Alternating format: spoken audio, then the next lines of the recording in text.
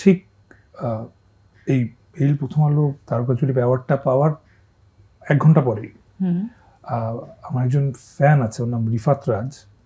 So ও আমার বাসার নিচে চলে আসছিল। আমার বাসা ধানমন্ডি, ওর বাসা সাভারে। ও পুরো টাইম প্রোগ্রাম যখন চলছিল চিনমতিতে, তার বাইরে দাঁড়িয়ে ও দোয়া করছিল আমার জন্য। এবং যখন আসলে তো কোনো লাইভ কোথাও তখন টেলিকাস্ট হয়নি, কিছু না, ফেসবুকের মাধ্যমে জানতে পারে। তাও অ্যাওয়ার্ড পাওয়ার আধা ঘন্টা পরেও জানতে পারে যে আমি পেয়েছি।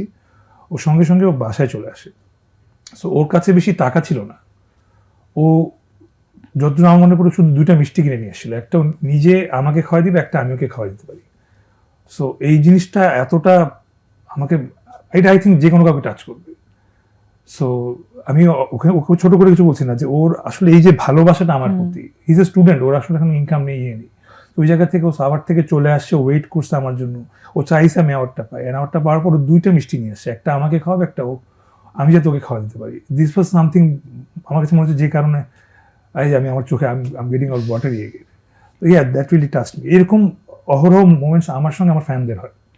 আচ্ছা, একজন আর্টিস্টের জীবনে বোধহয় আর কি লাগে, একজন মানুষের জীবনেই বা কি লাগে, এত সুন্দর রিয়াকশন।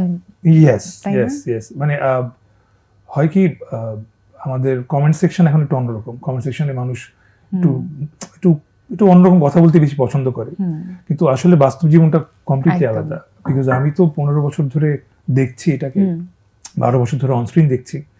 সো ইউজুয়ালি এই লাস্ট 1-2 ইয়ার্স এর কমেন্ট সেকশন কেমন জানি একটু অন্যরকম হয়ে গেছে। বাট তার আগে আসলে কমেন্ট সেকশন যেরকমটা ছিল ওরকমটাই আসতো আসলে।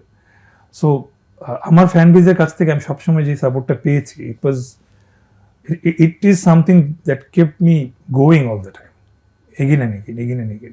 ওর কারণে আমার কাছে নেক্সট ইয়ার আবার আমার এই মঞ্চে আবার উঠতে হবে। গ্রেট।